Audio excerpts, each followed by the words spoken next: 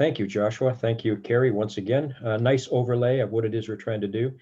And I think, as I said a little bit earlier, I think this whole idea of professional attributes, I guess it's for us, it's the actual soft skills of being a learning and development professional. It's what do we bring to that party? How do we embrace diversity? How do we continuously develop ourselves? How do we connect with people in different ways? And I think this afternoon we got 3 outstanding mentors to guide us through that whole process, and I'm really looking forward to the session. The first one that we're going to look at is value diversity. I've roped Lyndal Box into it. She's a local Geelong colleague of mine, and I brought her in, and she said diversity, and we said, what's it all about? And I said, well, diversity, it's everything. I mean, diversity covers almost so many different things, it's unbelievable. So she took it on board, and Aaron King is going to help out with her and things like that. So good to see you, Aaron. And Lyndal, I want to just turn it over to you. And I think what you want to do is get people to view your presentation in speaker mode. Is that right? Yeah, that's right. And you'll see why when you have a look at my screen now. So if you're in speaker view, you're going to be able to see the text on the screen. So everybody move themselves into speaker view, and then you'll see Lyndal there with her presentation rather than in gallery view. Thanks, Bill. Thanks for the welcome, and here we are with value diversity. And as Bill just mentioned, this is the topic of one of the capabilities, but I chose to call this session Working Towards True Inclusion, and I'll explain a little bit about that in a minute. Before I do that, I want to just acknowledge or extend the acknowledgement that Bill made earlier of country, but to the traditional owners of the land that I'm presenting from today as well, which are the Wadawurrung people of the Kulin Nation. So who am I? I'm Lyndal Box. I'm a learning consultant and the director of LB Learning Solutions. Am I the most qualified, most knowledgeable, best model of diversity and inclusion? No, I'm not. But what are you going to get from me today? Hopefully you're going to get an honest, vulnerable and authentic session. As equals and as learning and development professionals, we're going to walk through this together, and we're going to reflect on our experiences to work towards true inclusion. With me today, I have Erin King. And Erin, I'd love it if you'd introduce yourself. Hi, everyone. So as Lyndal said, I'm Erin King, and I've been in the L&D game now as an employee. I haven't made that brave decision to go out on my own, but I've been in L&D for about 10 years now, and this subject is an absolute passion of mine. Professionally and personally, I've done quite a lot of work in both of those areas around inclusion. So I'm very happy that Lyndal has invited me along today. And yeah, ready to kick off. Fantastic, thank you. And before we do kick off, you might have noticed I've been sending through something in the chat a few times. Hopefully it's come through for you. There's a little self-reflection checklist that we've put together. And if you click on that link and open it up, and download it, you'll be able to work through it and actually fill it in if you want to during the session, or just look at it, or maybe even save it for later. It's up to you how you choose to use it. So, value diversity. What does diversity mean anyway? So to put a bit of context around what it is that we're doing, diversity itself, the definition is quite simple. It just means a mix of people. So the reason that I chose to call the session Working Towards True Inclusion is because inclusion is sort of taking it a step further. And I think that's what we want to do. We want to take it a step further so that we can work, function and interact with each other in a really great way. And if we look at the value diversity model that we've got for the capability framework, that's what it's all about. It's about respecting different backgrounds and skills and experiences, and respecting preferences and the needs of learners and stakeholders. So there's our context for the today. But who are we? So if we think about who we are, or everyone in this session today, we're L&D professionals and we're leaders whether we like it or not. So we observe and we interpret the world around us, we design solutions for others, and we teach. So we have a responsibility. And everyone's different attributes, beliefs, their social conditioning, their behaviours and influences, they make us unique. But sometimes who we are and what we do can lead to others feeling culturally or psychologically unsafe. And it's even more likely to happen when we're not curious enough to research our topic and audience properly, and when we're unaware of our many biases. We call them unconscious biases. For instance, have you ever worked in a learning team made up of similar types of people with similar experiences? I'm seeing nodding. I have. And I can tell you, and I bet you felt the same, that there wasn't enough of challenge. You know, you didn't challenge each other enough, because when you think and speak and act similarly, you don't think of those other questions that someone else might be asking you. And when I worked in a team of similar people, it wasn't until we really looked at our evaluation results that we realised we needed to broaden our perspectives and we needed to do better. So how do you actually know when your view is narrow? And how do you know when you need to do better? Sometimes it's obvious, and it's from those experiences that we learn the most. And I'm going to share, be quite vulnerable with you now, some obvious experiences that I've had that have led me to make some changes and broaden my mind a bit. And so I'm going to ask you now if you can locate the reaction section on the bottom of your Zoom. And if you feel like joining in and saying, yeah, I've experienced that too, or yeah, I've done that too, please feel free, or give me a wave if you want to. But I'm going to start off by saying, as a learner, so this is not a very intrusive one, but as a learner, have you ever experienced something that's not authentic? So perhaps you've been in a learning session where the message was lost on you because it wasn't authentic, perhaps it wasn't respectful. And I can think of a great example of this when I was an employee in an organisation that delivered an Indigenous awareness e-learning. It had been researched, designed and presented by non-Indigenous people. There was no consultation or endorsement by Indigenous people. And as it turned out, the language included in it was culturally disrespectful, and a colleague of mine was offended by it. So have you ever experienced anything like that? Anything not authentic? I know I have. What else is there that we could have experienced that's led us to make some decisions about what we do in the future? Have you ever delivered something that you didn't research properly, or that you had no personal investment in? Something that fell flat because you didn't cater to your people. So I can think of an example of that when I was very new to an organisation and I was asked to deliver a session on communicating with clients. I really had little understanding who the workers were or the clients, and minimal insights into the nature and complexity of their work. And I can tell you that it didn't go down very well. So has that ever happened to you? And what did it teach you? So I'm going to be a little bit more vulnerable now and say, have you ever done anything that's offensive or said anything that's offensive? And certainly I've done that. And usually it's immediately after I've said or done it that I go, oh my goodness, no. And an example of that was one time when I was delivering accredited training in an organisation, and we were discussing reasonable adjustment. And for some reason, the words came out of my mouth when I referred to the people who were doing reasonable adjustment to call them the disabled ones. Terribly offensive and something that I regret, but it certainly made me think twice about what I was saying and what I was doing in the future. And the last one is, have you ever prevented participation? So thumbs up if you've done this. Have you ever organised an event whether it's prevented from people from attending or learning for reasons related to a protected attribute or something else? Maybe it was a date and a time of a religious or culturally significant event, or a personal or family commitment clashed with it, or there were accessibility limitations. And again, big confession here, but as a disability organisation employee, I organised an induction for people to their very first day, and it was under a lot of pressure and not much time. And as it turned out, we only had a venue to choose from that was upstairs or one that was totally out of town. So we chose the upstairs venue after looking through all of the learner declarations just to make sure there wasn't anyone who declared a disability amongst them. But as it turns out, 2 people turned up to the event that had mobility issues, and of course they've been correctly informed that it was their right for non-disclosure, and it was a dreadful thing to have happen where we hope to deliver an induction training and instead we're a disability organisation with egg on our face.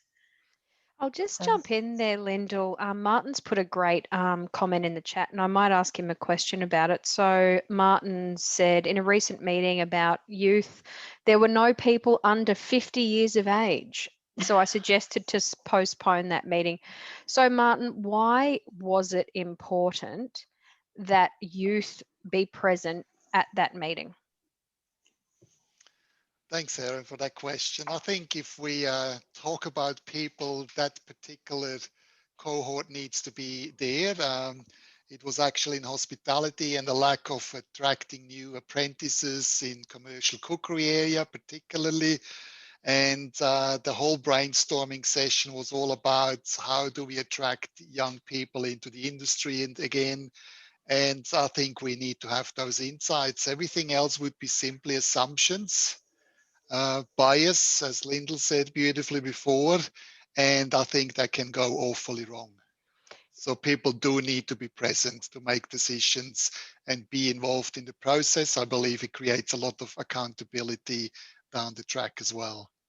Yeah, you're 100% correct. So it's not just having a couple of young people in the meeting, but they essentially should be driving the strategies to attract youth. Otherwise, it's an outside perspective looking in, as you say, based on assumptions, which wouldn't hit the mark. That'd be guesswork, which in turn would be costs for no benefit, etc.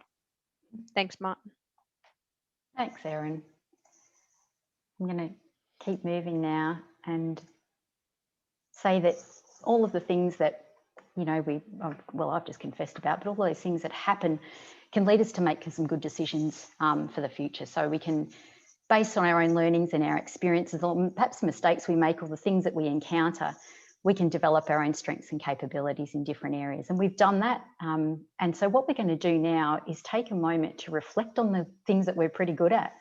And if you haven't already downloaded the self-reflection checklist, please feel free to do that. I'll put it back in the chat box so you can download it, or if you want to refer to it, or even if you want to download it and draw on it, feel free.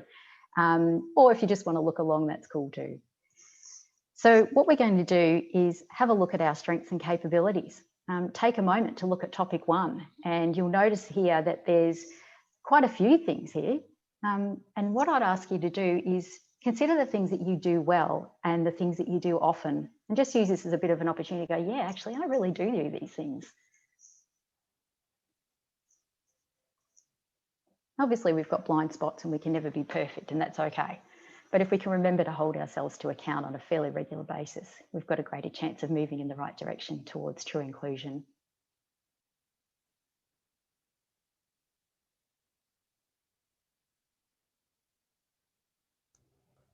This is a brilliant list, Lyndal, with a lot of things to be looked at and considered. Well done. Thanks, I made it up myself.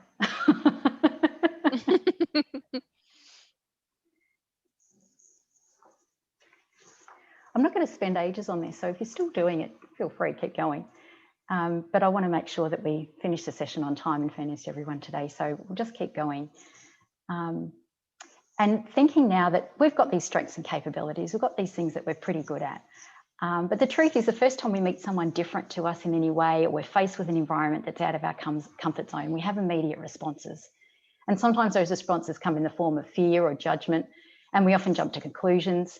And it's natural, it's a natural human response. It helps protect us from danger, or it did once. But let's be honest here, sometimes that fear is about not wanting to be embarrassed. And sometimes it comes from a place of not wanting to feel uncomfortable. And so that leads me to the next question on that list, which is, can you think of a time when you're faced with a new situation or met someone different that made you fearful of saying the wrong thing? And so we're up to topic 2 now, which is fear. So a situation, I'm going to give you an example of where I was afraid of saying or doing the wrong thing. And this has led me on a journey in my professional life that I had not expected. But it was the very first time that I met a client who was blind. And I was quite afraid. I didn't know how to interact with her, and I didn't know what I was going to say. And when it comes to, you know, what I was most afraid of, my goodness, it was just about everything. I thought I might get in her way. I thought I might get in her assistance dog's way. I didn't know where to look. I thought, what if I say, look at this? And she couldn't look at it. And I thought maybe I might forget that she couldn't see what I was looking at in our interactions with her as well. So I'm sure you've got an example of something that you were afraid of, maybe saying or doing the wrong thing, and what it was. And perhaps you made some assumptions just like I did. So the assumptions that I made was that if I said, look at this, that she might be offended, because it turned out she wasn't. I also realised that I'd assumed that if I was using alt text in any digital work that I did, that I needed to avoid describing colour. And it turns out for her, no, it was just the opposite, because she used to have sight and she wanted that to be able to draw a mental picture for her. And the other thing that I assumed is that everybody who's blind is 100% vision impaired. And that's not necessarily true either, because in her circumstance, she can make out some sort of light and shade, and there's some shapes and some sort of swirls that she occasionally can see. She still needs an assistance dog, and she can't get by without some assistance to get around, but there is some vision that she has. So being clinically blind doesn't necessarily mean you can't see anything.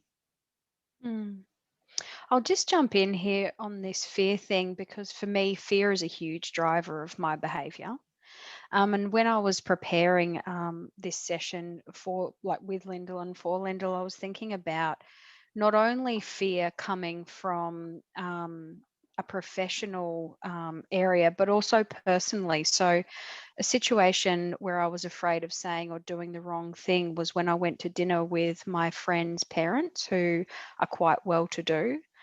And I was most afraid of being judged, that they would be able to tell that I had quite humble beginnings. And the assumption that I made was that they were better people than me because they had money. And as Lyndal said, we all are constantly making judgments. That is a natural thing back from fight or flight. And the hot water here and the dangerous territory is when the assumptions that we make based around our fears impact how we communicate with people. Assumptions are very, very dangerous, because even if you are from the same kind of cohort of people, for instance, I'm queer, not all queer people are the same. So I can't even make an assumption about my best friend who is also queer. Assumptions are a real dangerous territory with this stuff. And like Lyndal said, sometimes we're not aware of the assumptions we make, but doing activities like this help us to see, okay, so that's something that I could be mindful of. Yep. Thank you. So let's look at how we can identify some gaps here and think about the language and our behaviours and what might be empowering versus what might be disempowering. So, for instance, if we take the time to find out how people prefer to be referred to and spoken about, we can make the transition from disempowering to empowering them, as Erin said. And if we go to the next topic on that checklist, I'm asking you to have a think about what language or behaviour could be considered disempowering. And without context, this is probably a bit hard to do. So let's give you a point of reference. Let's take a minute to think about how someone from a marginalised group would like to be introduced to your team at work, and what language and behaviour might be disempowering in that situation for them. And once you've had a think about that, and feel free to write it if you want to, or just have a think, but then let's twist it and let's say what might be empowering. I assume, Lyndal, at this stage, we don't take our lessons from The Office. No, no, we wouldn't. But I will take my lessons from my great friend Di, who I mentioned earlier, my blind friend, who is, she is somebody who I now work with very closely, and we work on digital accessibility together. And we've done a lot of work together. And over the time, we've had some great deep conversations about empowering versus disempowering and the way people interact and assume. And some of the things that are said to her are things that people wouldn't intend to be disempowering, but sometimes they are. So one thing that, you know, somebody might be introducing her for the first time and they'll say Diane is disabled. That in itself is not very kind. To say, if you need to say that she has a disability, you can say Diane has a disability, but to say she's disabled sort of implies that she can't do stuff. Also saying that she suffers from a vision impairment. I know Di really well. She's not suffering. She's not suffering from anything. So saying Diane is vision impaired is much kinder. Also saying she's blind, straight up, you know, the first time you meet somebody, do they actually really need to know that first? And is that really helpful? If I'm introducing Di in a work context and she's doing work for us around screen reader testing, I'll say this is Dr. Diane Ashworth. She's a JAWS screen reader user instead of saying she's blind. And some things that she says that happen quite often to her are when she's walking along and somebody's giving her directions, that sometimes people assume it's okay to pull her along. And that can be really disconcerting for somebody who can't see. So it's always good to ask her, and in her instance, she prefers if you walk alongside and she takes your elbow. And also the other thing that people assume about her, and even in her work, and she works at the NDIS now, but some people assume that if her dog's there, it's open season for patting. But if you know anyone who's vision impaired, you'll know that their dog's working when they're with them. So it's not okay to just go and pat their dog. So all of these things are important. We need to ask and make sure. Which leads me to this thing about being an individual. And Erin alluded to this before when she was saying if somebody's queer and someone's friend's queer, it doesn't mean that they prefer to be treated the same way. So it's always important to ask an individual how they want to be referred to and supported and treated and included, and then do it. And that's empowering for everyone, no matter who we are. There's a great interview that I heard recently with an AFLW player, and she's from a Sudanese background. And she said, every time somebody meets me for the first time, they always say, "Where are you from?" And she said, wouldn't it be wonderful if they just said, "What team do you barrack for?" So I thought that was really quite nice. So we're up to topic 5 now, as everyone is an individual, and it's a time to reflect on what the difference is between the individual versus the attribute. And there are some things about protected attributes that might be a great idea to include for everybody, but it's really important to always remember that we're dealing with individuals.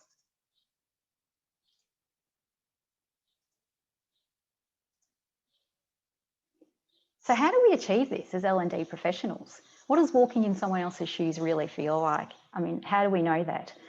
So as L&D professionals, we want to spend time finding out about topics we're designing learning for from different perspectives. It's an investment. It's an investment in the quality of our work and the respect we earn from doing it. And when I work with anyone, learners, team members, clients, marginalised groups or minorities, these questions that I'm showing you up on the screen can apply in any one of those situations. And they're great questions I like to ask myself to elicit more information, to find out what it is that I can do to cater for people better.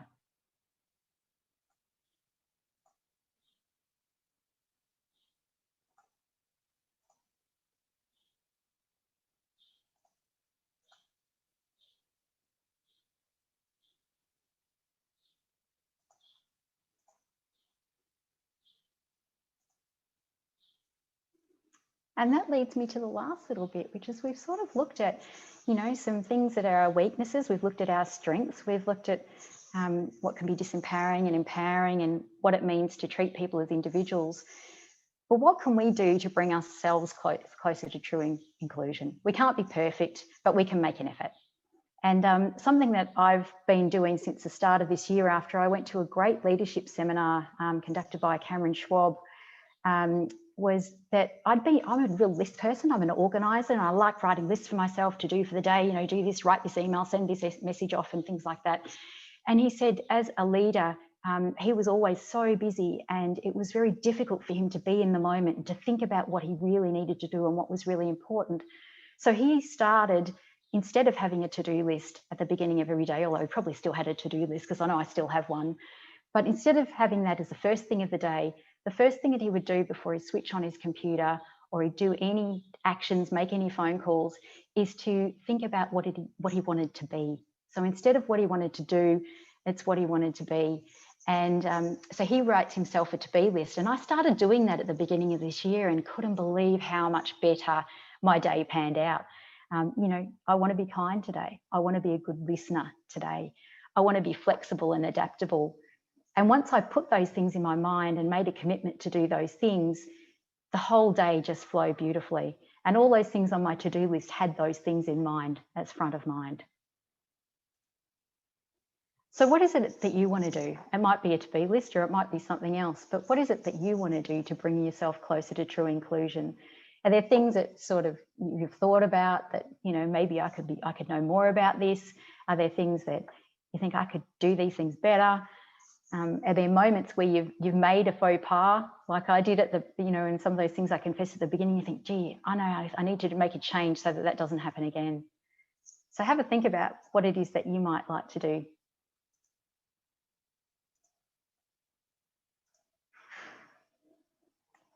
And we'll move on to a self-rating now. So for the capability framework, the L&D capability framework that value diversity comes from, each of the attributes is rated according to foundation, capable, experienced, and expert. And under that, it'd be really good to consider where you are with value diversity now. So this is a self-rating. This is not an ILP rating. It's just us looking at ourselves and saying, where are we at?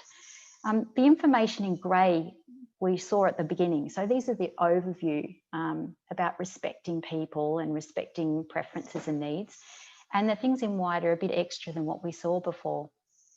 So take a moment, have a look at this and say, where am I? Am I foundation? Am I capable? Am I experienced? Or am I an expert?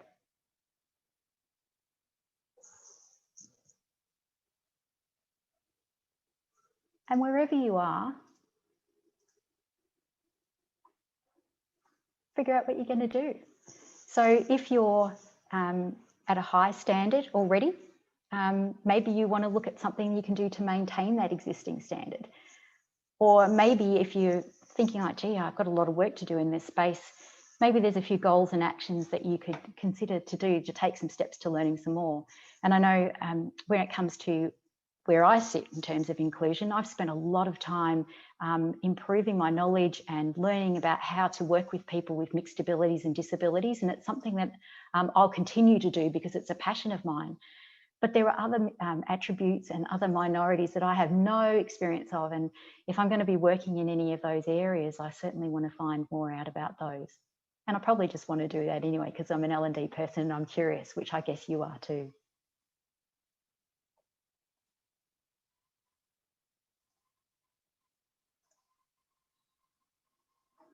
So that's the end of the main part of the presentation there. Oh, and did you make a personal commitment? Does anyone want to share any comments, or Erin, is there anything in the chat that you think we could leverage off? We've got a couple of people who love the to-be list with Cameron. And we've got some really good perspectives. Disability is only an issue if we let it be. Focus on what we can do, so people's strengths instead of what we can't. Seek first to understand before passing judgment. I reflect on this every day from Con. And Martin's got a good one. We know so much that isn't so. Mm. So that's basically just me reading everything that was in the chat. But if any, one of the things, Lyndal, that I was looking at, and I love the way you put the framework up there, and the where you're a foundation through to expert and all that. I always struggle when I come to that question about value and diversity, because I have I've worked with people in a dozen different countries, so that aspect of things. I've worked with Aboriginal groups. I facilitated with Joy FM and helping them through some processes.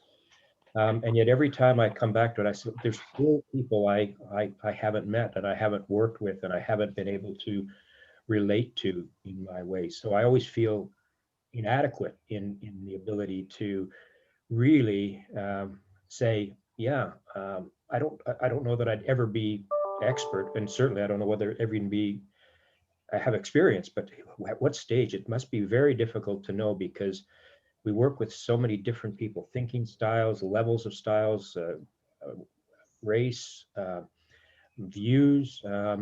It'd be amazing to see what some of our L&D colleagues are doing now in the United States if they happen to have a mixture of Democrats and Republicans in the group. The diversity of politics, the diversity of so many things.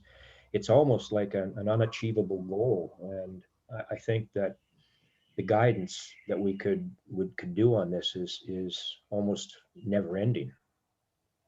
Yeah, and I think that when at the beginning you said, we were talking about my delivering this session. I thought, oh my God, I'm not an expert on this. And I thought, hang on a minute, who is? Because you could study diversity and inclusion for a lifetime, but still make mistakes. And it's a really tricky one. I'll jump in there. Bill, you are spot on, because diversity and inclusion are two words that essentially capture every individual on the planet, because you can belong to a particular cohort of people or whatever, but every individual within that cohort is an individual, which is why asking people is important. So you've worked with different cohorts of people and you've learnt from those experiences, but it doesn't mean the next time you go and work for Joy FM or in an Aboriginal community that it will be the same experience. Exactly. So, I feel like I'm an expert at being queer for me, but I don't know what it's like to be a trans man or a trans woman, or a person of color who's a lesbian. Like, I have absolutely no idea, and I'm from that community. So you are intelligent and correct to say that it's hard to tick yourself off as an expert in this, because you know the experience of being Bill. Yeah. That's what you know. Yes. Yeah. And that was one of the things I know when we were working with Joy FM. The group of people that I had in the room, every one of them was completely different from each other. Yes. So many, and it was a stark reality.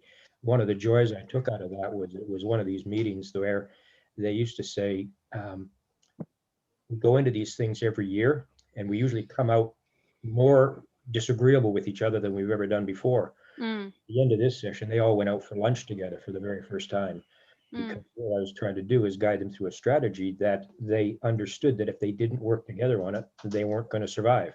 And it was a joy, but that embracement is a real challenge. And I just think it's such a wonderful area. I got an email from another one of our colleagues today, Gail, who was suggesting that she'd love to run something on diversity. It's not a masterclass, it's like a 3-day conference to get started. And you still wouldn't know. Yeah, exactly. So the beautiful thing about how Lyndal's designed this is its personal reflections, because as L&D professionals, we're often one person at the center of a room or Zoom room or whatever, talking to 20 or 30 different individuals. And so having these things designed in a way that is a reflective activity is intelligent, because there's no one size fits all. There's no tick the box for diversity and inclusion. There's no, all right, yep, I've learnt that I have to allow 30 more minutes for Aboriginal people for yarning circles. It's like, yes, as Lyndal said, there may be similarities in particular groups, but also assuming that is also dangerous. So the best way to explore this stuff is through personal reflection, because the way we view the world is how we are in the world. Yes, and it's kind of like designing and facilitating in, say, a Muslim country where prayers are 5 times a day and the different timings. I mean, there's some things right there, So. Exactly. But I'm sure many other people have input on this, and I'd love to hear some other thoughts and what other people have experienced. Well, if I can just bounce off something Erin said before, none of us are just one thing, and that is the complexity. You say I'm a queer, but queer female, queer left-handed person, queer Richmond supporter. I mean, there's so much. There's diversity within diversity within diversity. There's 7 billion different individuals on the planet. It's very. And we are all unique snowflakes. Some of us prefer not to be called snowflakes. Not the same every day either. Lyndal, as you know, Lyndal, disability is very personal to me. Very, very personal. And the biggest frustration over disability is that the lack of awareness in the community. It's very frustrating when you have an autistic child, then people look at you and say you're a bad parent. Very, very disappointing. Lots of nights crying, lots of nights looking, searching, and trying to understand society. And it reminds me of the case recently where a youth went into a pub to ask for a beer. None of you guys saw the news article, and he was told to leave because he was drunk. Yeah. He said, I haven't had a beer. And he said, no, you're drunk. You got to leave. And he was escorted outside by security.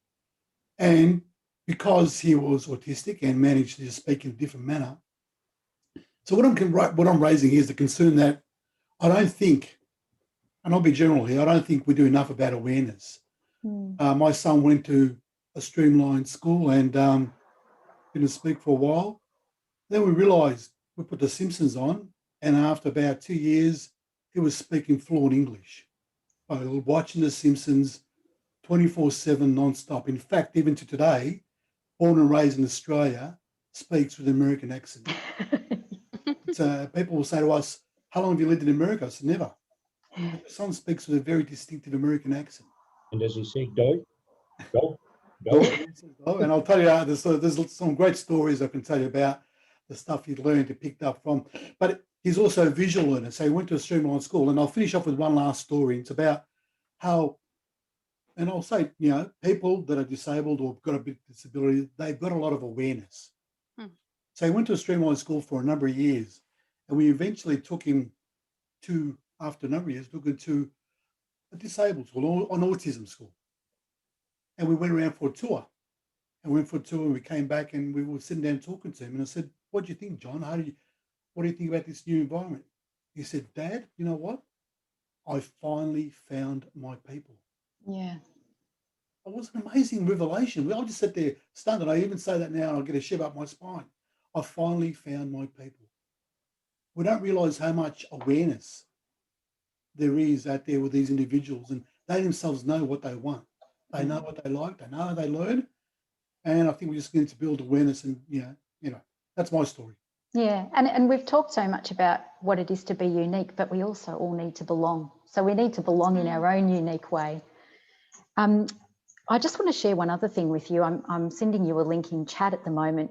And I thought, when I do sessions like these or conferences, I always love it when people share things that they've used or they find valuable. So I'm sending you a list of diversity and inclusion references that I have personally used in the last 12 months. Whether they're the best ones or not, they're not potentially, because there's a whole world out there, but they're ones that I've personally used and I thought they were great. So feel free to, grab that list. And if you have your own, I would love it if you'd share them. I'd love it if you'd share it, and I'll add more to the list and ask if Bill could circulate it again, because, we've got one already from Martin. Please put it in the chat, Martin. We can learn so much from each other and pick up some great resources that way. And I love to share. So if you're not already connected with me on LinkedIn, please also do that. And when you go to that Google Docs there, just you can go to File and download to Word, and then you've captured it for yourself. Great. We still have 5 minutes or so if anybody has anything that they want to add in. I think this is a topic that I think we could just keep discussing. And it's a case of where does it end? And I was in a session the other day with Lyndal, and Erin was in the background there, and I said, you got to bring Erin in on this because she has a wonderful perspective. Sorry, Rachel, go ahead. I was going to ask, I just had a quick scan of, and thank you, Lyndal, that was really great. And also Prezi.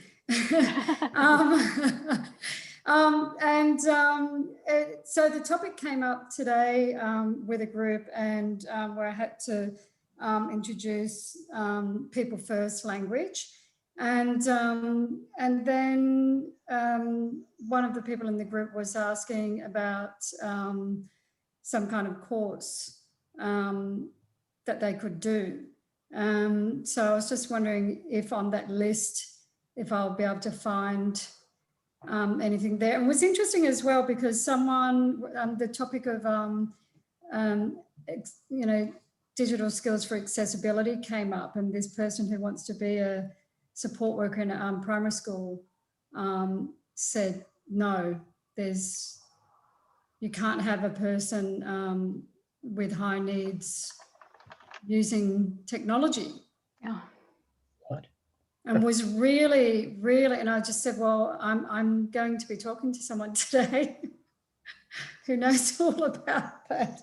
Yeah. But she was very much, so I'm not quite sure where she was coming from. So what was going on in, so I was assuming, sorry, yes, we shouldn't make assumptions, but I just didn't want to get into it too much. But so anyway, so the outcome of that was we were wondering about, so courses on sort of, I guess, inclusion and also for digital accessibility as well. I haven't got anything on my list, confession now, I haven't got anything on my list about Indigenous training or anything like that, but if anyone has anything great, please share it with Rachel.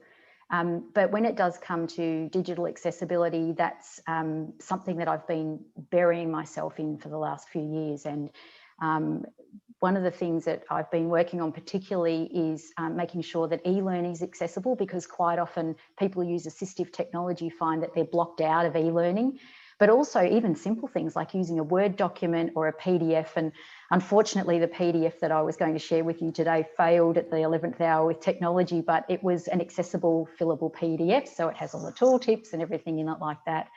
And if you're interested in learning more about digital accessibility, if you can wait for it, I'm doing a Geelong Design Week event in March next year. It's a free event on the 23rd of March on online accessibility. So making things accessible for users.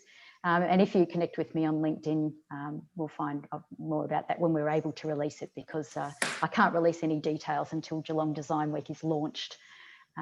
We can cheat a little bit though, Lyndal, because we did get your recording from last year's. You did, yes. So I did one on documents last year, and it is available on the ILP resources to view, and that's about how to make digital documents accessible. We put up under the Tools to Survive and Thrive page. I recommend everybody go and have a look at it.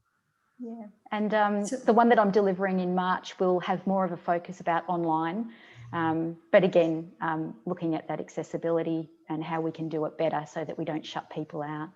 But if you want, something else that I do as part of my business is I actually go into organisations and upskill people so that they can do it for themselves. So have a chat if you'd like to. Thank you. Can I just ask, ILP resource page? If you go to our website, apilp.org, under resources, if you slide down to the bottom, there's Tools to Survive and Thrive. There's a range of things in there. We put that page up at when we all went into lockdown, because we knew that people would need a range of things. There are also a bunch of resources that are L&D resources. Much of it is available to anyone. Another bit of it is available only to members who need to be logged in to access it. Thank you. Anyone else?